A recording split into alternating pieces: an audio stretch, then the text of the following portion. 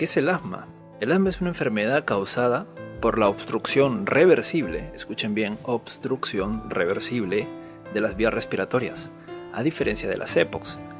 En EPOCs ya son otro tipo de patologías, como por ejemplo la bronquitis crónica, el enfisema y las bronquiectasias, que quizás luego algún momento hablaré. Es muy diferente, ahí no hay reversión, en el asma hay reversión.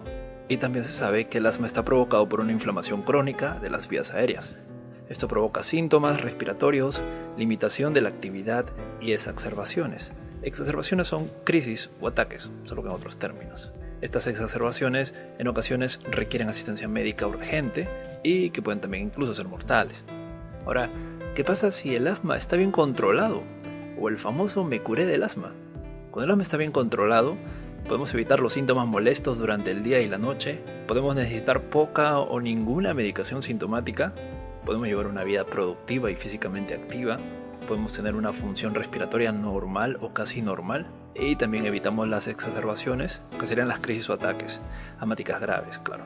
Entonces hay personas que dicen, me curé del asma.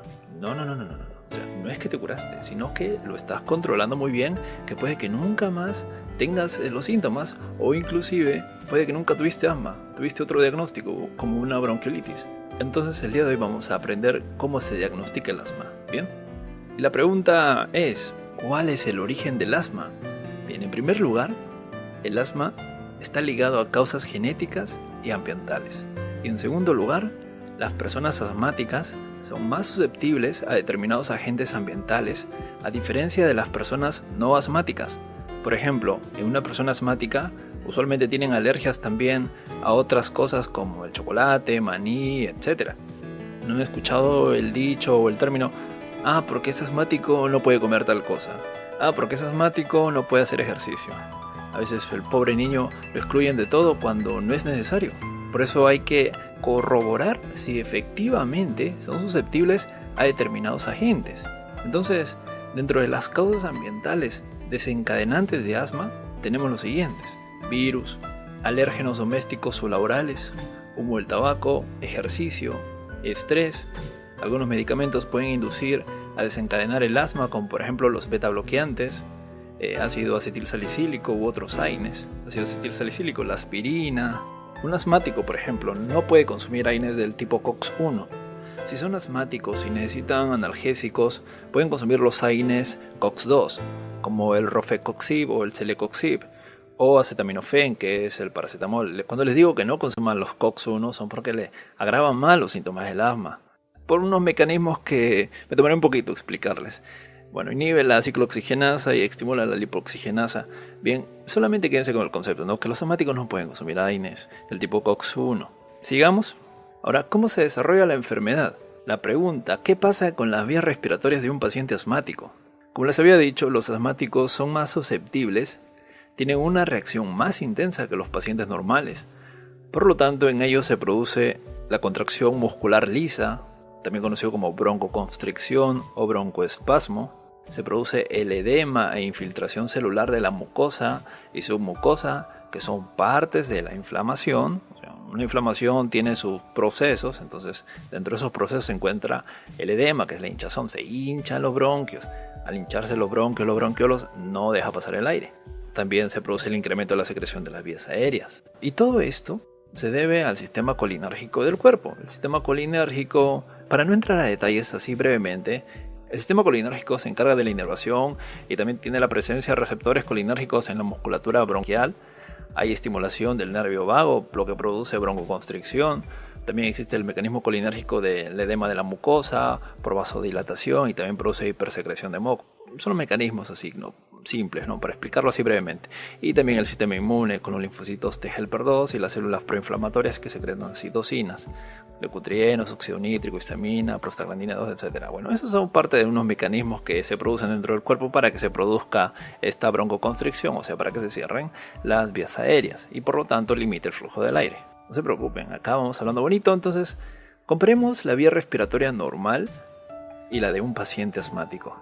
En este caso pueden ver que una vía normal Cuando las vías respiratorias están expuestas a alergenos, microbios, virus y factores del ambiente, no sucede nada, o si sucede, no hay mucha respuesta, que digamos, no hay una alteración del revestimiento de las vías aéreas. En cambio, un asmático, si está expuesto a estos determinados agentes, se produce una hipertrofia, aumenta el grosor de las vías aéreas, como pueden ver hay células proinflamatorias, dando como resultado una alteración del tejido de las vías respiratorias, por lo tanto se obstruye. Ahora vamos a diagnosticar el asma. ¿Cómo puedo saber yo que tengo asma? Buena pregunta. Primero tenemos que saber el cuadro clínico.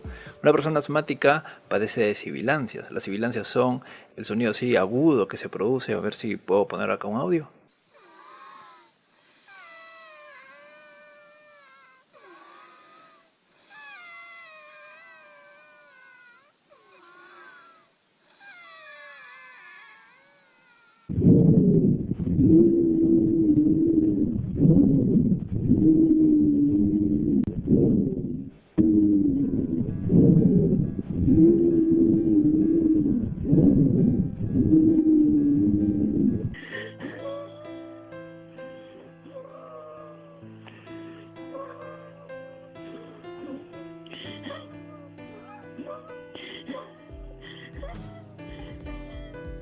También padece de dificultad respiratoria, hay tos y opresión torácica que varían a lo largo del tiempo, tanto en frecuencia e intensidad.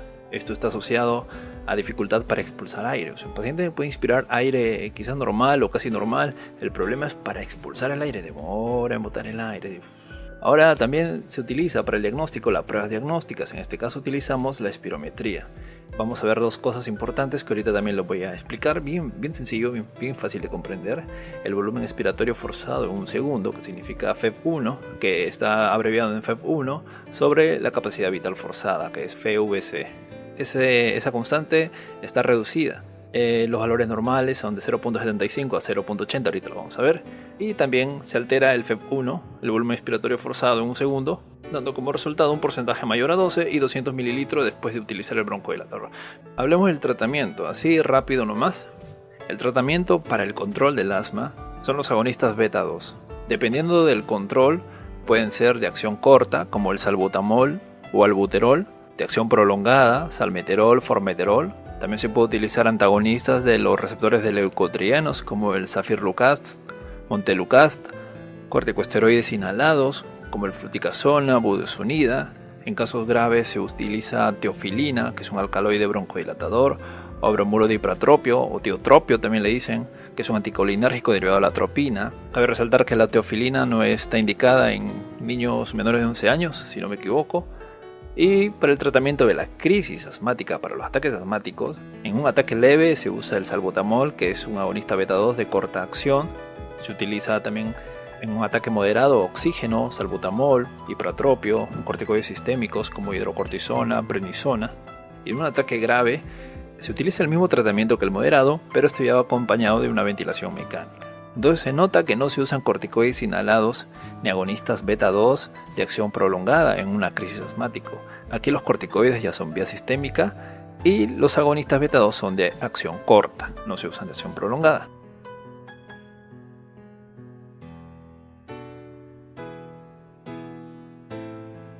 La inmunoterapia con alérgenos habitúa de nuevo al organismo a la presencia del alérgeno y reequilibra la respuesta inmunitaria.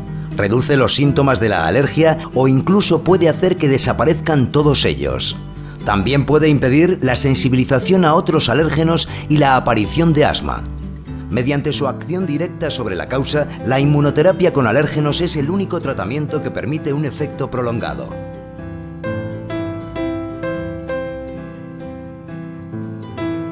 ¿Quién puede beneficiarse de la inmunoterapia con alérgenos? La inmunoterapia con alérgenos está indicada en pacientes con rinitis alérgica o asma leve o moderada en los que los tratamientos sintomáticos son insuficientes.